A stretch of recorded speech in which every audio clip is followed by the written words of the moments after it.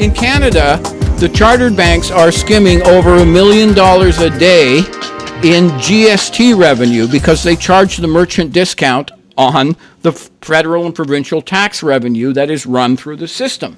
So they're making, in 1990, when I was investigating American Express, they were collecting $10 million in handling fees on the Canadian GST for the first year of operation in 1991 for every $1 million they were paying in nominal Canadian income taxes. They're actually making a profit on it. Okay, so that's the first, second, and third dragons. The fourth one, this is where they get serious. This other stuff is all little stuff. It's huge, but it's minor. The fourth one has got to do with the systematic falsification and trafficking in legal forgeries by the legal profession on mortgages. You go into the lawyer's office. What's the first thing you do? You sit down, you sign a document, you swear under oath and penalty of perjury, I am the existing registered owner of this property that I merely intend to buy, and I have already received the loan proceeds from the bank. Both of those statements are categorically false. What is the reality of it? What is your real intent when you sit down in that chair? Your real intent is that if the bank advances me the principal amount, then I will pay the bank these monthly payments and the final one when it is due. But they get you to sign and swear under oath that not only do they omit to mention the fact that the bank has that liability, they actually get you to falsify and swear under oath that it is not true. The bank has absolutely no liability to me. I've already received the loan proceeds. So you're swearing that this is a certified liability of the borrower. The money's already been paid, like a certified check has already been paid into the account, when in fact it is what's called an executory or yet to be executed agreement. And it's a legal forgery. And it's not just a technicality, because the bank then takes the signed receipt you give it, and that is its own and only contribution to the loan account, is the falsified receipt that it receives from you. Now, the reason you do it this way, or they get you to do it this way, is the bank is committing a legal and equitable fraud against you by obtaining the financial substance of it, what it's doing from you. You give them the falsified receipt. That's the only thing it contributes. And you can turn around and sue them in equity jurisdiction for the legal fraud and the equitable fraud that they have taken away from you by failing to credit you for your underwriting of the debt. You just, and anyway, so the way they do it that way is because now your hands are dirty. You are the legal author of that falsified security, and you are barred from taking them into a court of equity to get a relief from that. And that's the purpose of the lawyer in the transaction. It is to induce you to commit a strict liability felony offense so that the bank can traffic in the falsified documents that they are obtaining from you as a condition of the loan. And you just created those funds out of thin air for this? No, you don't. You don't create the. Well, you're right in terms of the substance of it, but you're not. Your act of qualifying for the mortgage is payment in and of itself in that system, and it would work. You just have to qualify. But once you're dealing with a system, all money is one of two things. Either it's substance, such as gold or silver, coins and bullion, or it is information. Say it's not paper, it's not fiat, all that other stuff. Either it's substance or it is information. And in point of fact, 98% of it is information. And in an information exchange system, the act of agreeing you owe is payment in and of itself. And that's why they use this. If what's being done is a loan of substance, where it costs the lender as much as it gains the borrower, then that's an equity loan.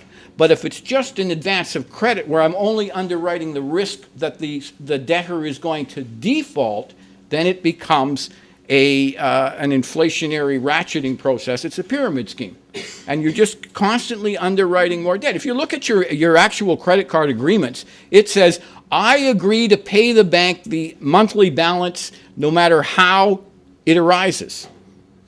See that? That's an insurance contract. It is not a money lending contract or a credit contract. It is an insurance contract. That's why, see, the banks are not actually paying the merchants. They're only agreeing that they owe them. In England, it's 100 billion pounds a month. 12 months, 1.2 trillion pounds a year being run through the Visa and MasterCard system, but the banks aren't actually paying the merchants. They are just saying, okay, at the beginning of the year, we owe the merchants £1 trillion. At the end of the year, they owe them 2.2 trillion, 1.2 trillion more. Meanwhile, the card users have been going to work 25 days a month to earn 100 billion every payment cycle to give cash to the bank 12 times. And at the end of that, they've given the bank 1.2 trillion pounds in cash, and the bank has put it all in its pocket and says, yeah, we owe the merchants 1.2 trillion more, so that's consideration. Sounds like a never-ending promissory note or something. It is. It's just a constant rolling. It can never stop once it's set in motion. And another way to put it is the chartered banks in Canada still owe every last dollar they have ever purportedly loaned to anyone. So in 1968, it was like $32 billion. Now it's $2 trillion and $32 billion. They now have $2 trillion worth of assets that they didn't have in 1968, and they haven't produced so much as a widget in the meantime. It's just a constant rollover of these receipts that you give them for money they've paid you that they haven't. And anyways, that's is that the fourth dragon? The fifth dragon is loan fees. Loan fees are always and everywhere illegal. Parliament has attempted to make them illegal on a dozen occasions since 1880, and every single time the courts just pulls another weasel word manipulation to say we can't possibly enforce that law because then lawyers wouldn't be able to conceal their fees as part of the principal sum of a credit advance. And it keeps going and going and going until 1981 when they made it criminal under the criminal code. You cannot capitalize interest in advance without violating the criminal interest rate law because the rate of conversion is infinity. And that was brought to the attention of the Senate Banking Committee in the fall of 1980. They said, well, what about a standby fee, Senator?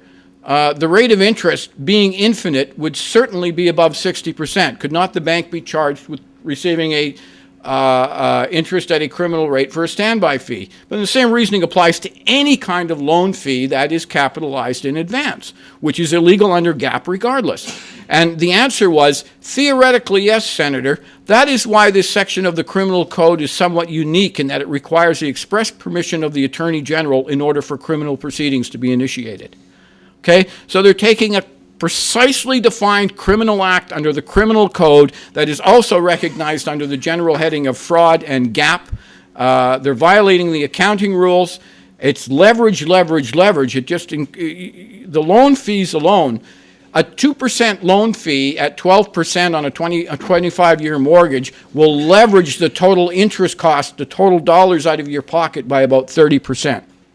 It's just it's the way that the phenomenon works. Anyways, so and it gets to the point where it's you've got things like this, the one BC that I use for Vancouver. Okay, these guys.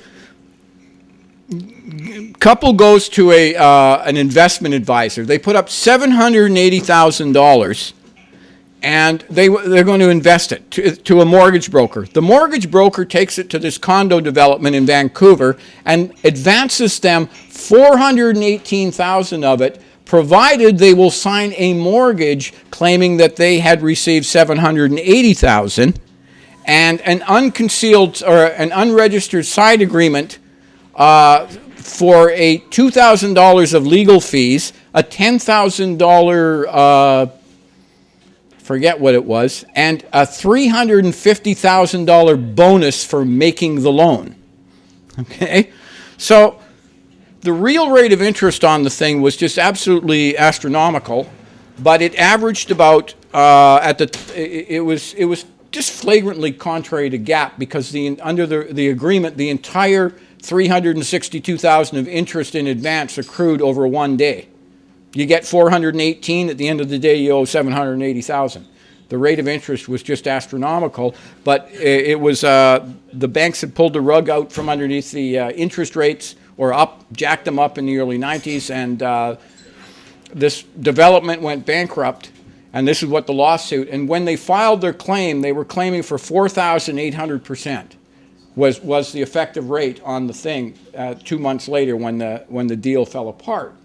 Now, so if you're the investor, you're finding out that they took your $780,000 and gave you back a mortgage as security that said they were charging prime plus 2, when in fact they were charging 4,800% and had taken $362,000 of your funds and stuffed it into their own pocket, and they just happened to run afoul of the criminal code doing it, the criminal interest rate section, and they falsified all the documents to conceal that they were receiving what they had done.